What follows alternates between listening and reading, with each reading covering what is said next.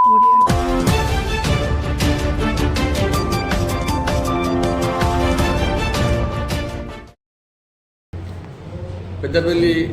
జిల్లాలో గత 20 సంవత్సరాలుగా జాతీయ బీసీ సంక్షేమ సంఘంలో మా జాతీయ బీసీ సంక్షేమ సంఘం అధ్యక్షులు రాజ్యసభ సభ్యులు ఆర్ కృష్ణయ్య గారి నాయకత్వం లోపల ఆ సంఘం లోపల అనేక పదవులు నిర్వహించుకుంటూ ఈ రోజు వరకు నేను రాష్ట్ర ప్రధాన కార్యదర్శిగా పెద్దపల్లి జిల్లాలో పనిచేస్తున్నాను. అట్లాగే ఉమ్మడి కరీంనగర్ జిల్లా ఇన్ఛార్జిగా కూడా గత సంవత్సరం నుంచి వెళ్ళి నాకు ఆర్ కృష్ణయ్య గారు బాధ్యతలు అప్పచెప్పిండ్రు.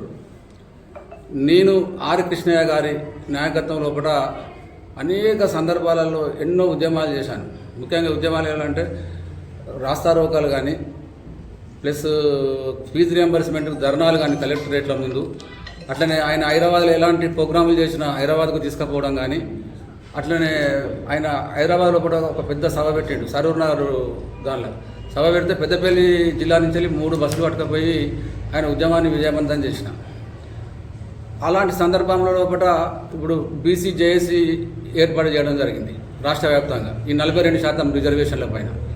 ఈ బీసీ జేఏసీ లోపల 42% రిజర్వేషన్ల లోపల ఆయన మన శనివారం 18వ తారీఖు బంద్కు పిలిపిస్తే పెద్దపల్లి జిల్లా లోపల ఏ సంఘం కూడా ముందుకు రాని పరిస్థితి లోపల నేనే ముందు పడి దాన్ని లీడ్ తీసుకొని అన్ని సంఘాలను, అన్ని కుల సంఘాలను, వ్యాపార సంఘాలను, వాణిజ్య సంఘాలను, అట్లనే స్కూళ్లను, ఇంకా వర్తక వాణిజ్య అన్ని సంఘాలను కూడగట్టుకొని పెద్దపల్లి జిల్లాలో సుల్తానాబాద్లో, గోదావరి గన్ల, రామగుండంలో, మంతినిది కూడా అందరికీ సమాచారం ఇస్తూ ఈ బంద్ను విజయవంతం చేయాలి. ఇది మన బీసీల ఆత్మగౌరవ బంద్.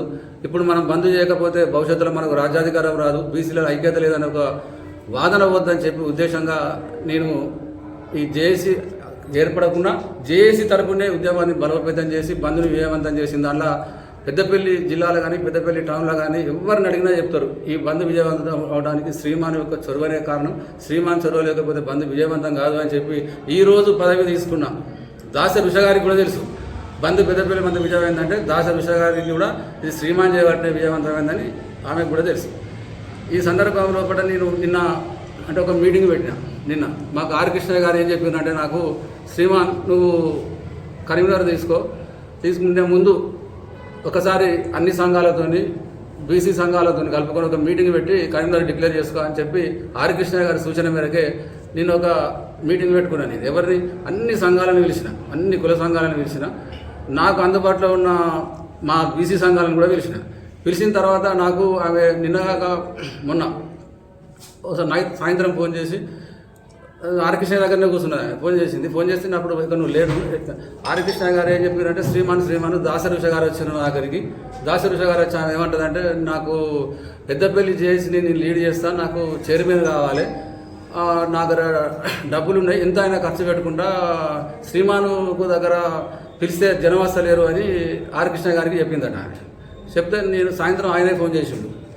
అన్న మరి ఏం సంగతి అన్న అంటే, ఇట్లా దశ రుషి వచ్చిందా ఆమె ఇట్లా అంటుంది అంటే, అన్న ఆమె తప్పు, నేను పిలిస్తేనే జనం వచ్చిండ్రు, నేనే బంధుని విజయవంతం చేసిన, ఆమె కూడా ఆ బంధువులు ఆయన పాల్గొమని చెప్పిన, ఆమె ఆరోపణలు చేసిన తప్పు అని చెప్పినాక ఆమెను అడిగిన కృష్ణను, మరి అన్న మరి ఇప్పుడు ఆమె మన టీఆర్ఎస్ పార్టీలో ప్రాతినిధ్యం వహిస్తుంది, మన రాష్ట్ర జేఏసీ పిలిపెట్టున్నదంటే ఏ జిల్లా కన్వీనర్ అయినా మన బీసీ సంఘాలలో కొంత అనుభవం ఉండాలి. అంటే 10 ఏళ్ళు 5 ఏళ్ళు 15 ఏళ్ళు బీసీ సంఘాలలో పనిచేయాలి. ఆ బీసీ సంఘాలలో పనిచేసిన వాళ్ళకే జేఏసీ కన్వీనర్ ఇవ్వాలి. ఎందుకంటే వాళ్ళకు బీసీ నేపథ్యం ఉన్నది కాబట్టి అట్లా విజయవంతమైందని రాష్ట్ర జేఏసీ పిలుపుంటే మరి ఇక్కడ అన్న మీరు ఎట్లిస్తారు టీఆర్ఎస్ అమ్మాయికి అని నేను అడిగినాక అది కూడా కరెక్టే అని అన్నాడు. కానీ ఆమెకు గౌరవాధ్యక్షులు ఇచ్చేయని నువ్వు కన్వీనర్ ప్రకటించుకో అని ఆర్ కృష్ణ గారు నాకే చెప్పిన తర్వాత ఇక నిన్న మీటింగ్ అయిన తర్వాత నిన్న మీటింగ్ అయిపోయిన తర్వాత కూడా ఫోన్ చేసిన, అన్నానికి ఇట్లా మీటింగ్ అయింది, ఇది తప్పు, ఆమె ఆలోచన తప్పు ఉన్నదని చెప్పిన తర్వాత ఆయన ఏమన్నాడంటే, నేను ఆమెకు ఏ పరిస్థితిలో కూడా నేను కన్వీనర్ ఇయ్యా, ఆమె వస్తే కూడా నేను పంపిస్తాను, మీరే నిర్ణయం చేసుకోవాలి, ఏకాభిప్రాయంగా కన్వీనర్ ఇవ్వాలని చెప్పి ఒక రాత్రి 11:30కు ఆర్ కృష్ణ గారు ఆమెకు పెద్దపల్లి జిల్లా కన్వీనర్గా ఆమెను ప్రకటిస్తూ లెటర్ ఇచ్చిండు. వాయిస్ కూడా చెప్పిండు, ఈమెను పెద్దపల్లి జిల్లా కన్వీనర్ చేస్తానని వాయిస్ కూడా చెప్పిండు ప్రెస్కు. అరే ఇంత ఏమన్నా, నేను ఒక 20 సంవత్సరాలను ఆయన నమ్ముకొని ఆయనతో కలిసి పనిచేసిన, ఆయన ఏ ఉద్యమం ఇచ్చినా పెళ్లి చేసిన, మరి ఇట్లా ఎందుకు చేసిండు అని పొద్దున ఈరోజు ఉదయం మాట్లాడినా. అన్న మరి ఇదేం పద్ధతి, మీరు ఇట్లా చేసిండ్రు, ఆమె నన్ను కరీంనగర్ నుండి అని చెప్పి ఆమె కరీంనగర్ ఇచ్చారు అని అడిగితే, శ్రీమానికి ఇంకా పెద్ద పోస్ట్ ఇస్తా, ఇక దాని గురించి ఆలోచించకు అన్నాడు. ఇక నువ్వు ఇంత 20 ఏళ్ళు నీతో గడిపి నువ్వే నాకు ఆ పెద్దపల్లి జిల్లా కరీంనగర్ తీసుకొని ప్రకటించుకో అని చెప్పి, ఆమె గౌరవాధ్యక్షురాలు అని చెప్పి, ఇక నువ్వే ఇంత నాకు పట్ల అన్యాయం చేసినప్పుడు ఇక నేను ఎందుకు ఈ సంఘంలో ఉండాలని చెప్పి ఆర్ కృష్ణ గారి నుంచి వెళ్ళి ఉషా నాయకత్వంలో, దాసరి ఉషా నాయకత్వంలో నేను పనిచేయొద్దని చెప్పి నిర్ణయించుకొని ఈ డిసిషన్ తీసుకున్నా. ఏమనంటే జాతీయ బీసీ సంక్షేమ సంఘానికి లోపల రాష్ట్ర ప్రధాన కార్యదర్శి పదవికి మరియు కరీంనగర్ జిల్లా ఇన్ఛార్జి పదవికి రాజీనామా చేస్తూ నేను ఈరోజు ప్రకటిస్తున్నా. ఇక ఈ రాజీనామా నేపథ్యం కేవలం దాసరి ఉషాకి ఎందుకు ఇవ్వాలి? ఇప్పుడు దాసరి ఉష నేపథ్యం ఇప్పుడు ఈ జిల్లాలో కూడా, పెద్దపల్లి జిల్లాలో కూడా టీఆర్ఎస్కు వాళ్ళందరూ నాకు ఏం చెప్తారంటే, ఈ బీసీ ఉద్యమం టీఆర్ఎస్ ఆయుధాలు చేసింది పెద్దపల్లి జిల్లాలో. ఆమె దాసరి ఉష అనే వ్యక్తికి పెద్దపల్లి జిల్లాలో కానీ ఎక్కడ కానీ బీసీ సంఘాలలో పనిచేసి నేపథ్యం చేయలేదు. ఆమె బీసీ కాన్సెప్ట్ మీద ఎక్కడ పనిచేయలేదు. ఆమె బీఎస్పీ తరఫున ఆమె మొన్న ఎమ్మెల్యేగా పోటీ చేసింది. తర్వాత టీఆర్ఎస్ తరఫున ఆమె టీఆర్ఎస్ పార్టీలో ఆర్ఎస్ ప్రవీణ్ కుమార్ నుండి జాయిన్ అయింది. ఆమె హైదరాబాద్ పోతే కేటీఆర్తోని, హరీష్ రావుతోని, కేసీఆర్తోని తిరుగుతుంది తప్ప, దొరలెంబడి తిరుగుతుంది తప్ప ఆమె ఇతర బీసీలు ఎంబడి తిరిగేది పార్టీ లైన్లోనే ఆమె ఉంటుంది. అలాంటి పార్టీ లైన్లు ఉన్నప్పుడు మీరు ఎలా ఇచ్చారు ఆర్ కృష్ణ గారిని నేను ఆర్ కృష్ణ గారిని ప్రశ్నిస్తున్నాను.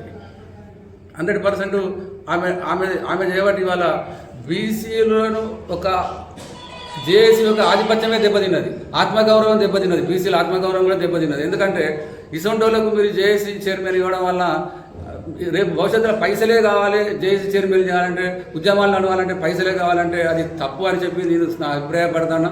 100% ఆ నిర్ణయాన్ని ఈ రాష్ట్ర బీసీ జేఏసీ బాధ్యత తీసుకోవాలి.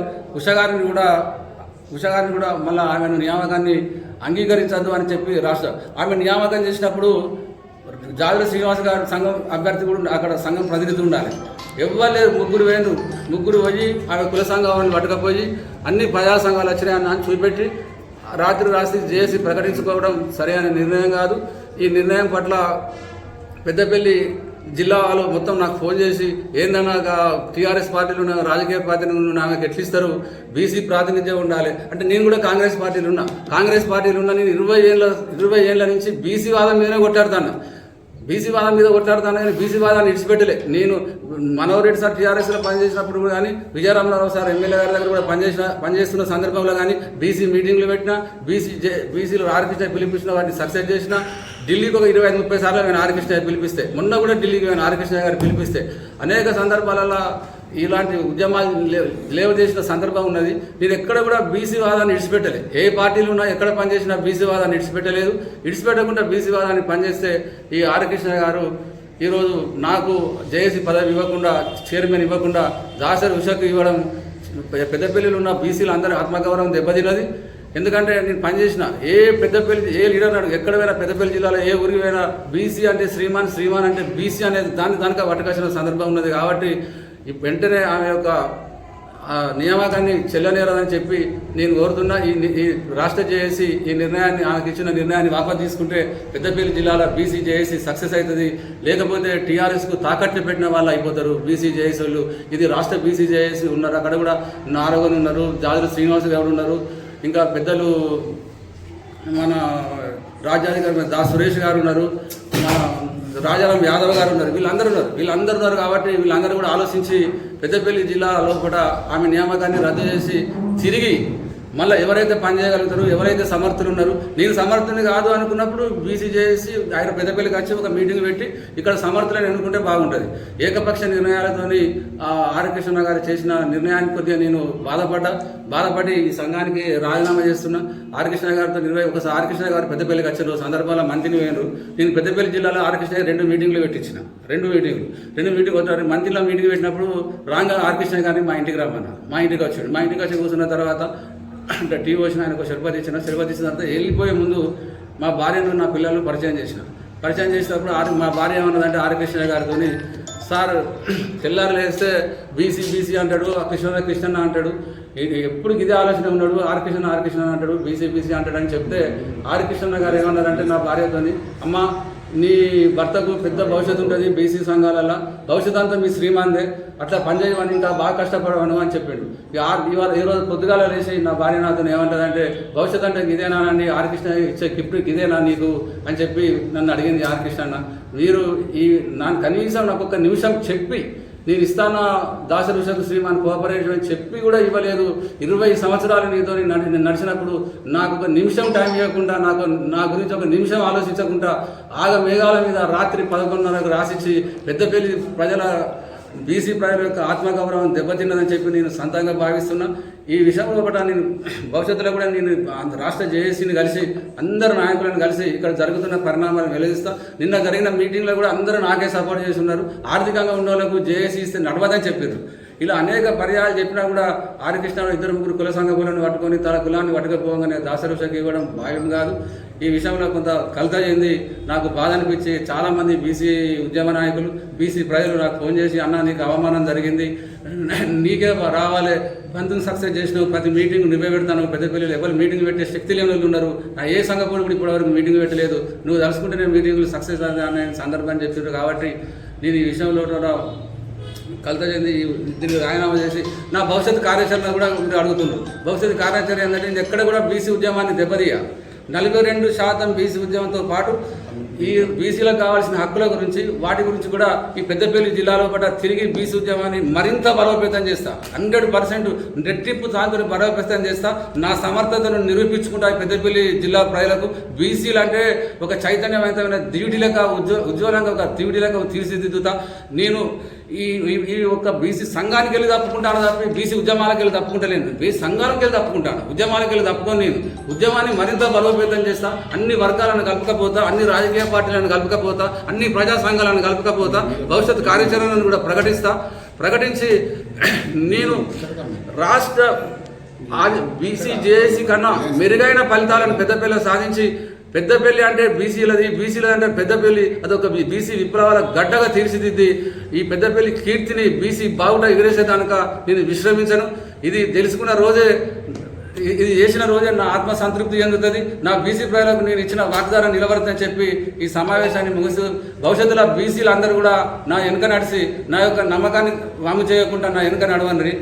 మీ నాయకత్వంలోనే, మీ యొక్క దారితోనే, మీ అభిప్రాయాలతోనే నేను ముందు నడుస్తా.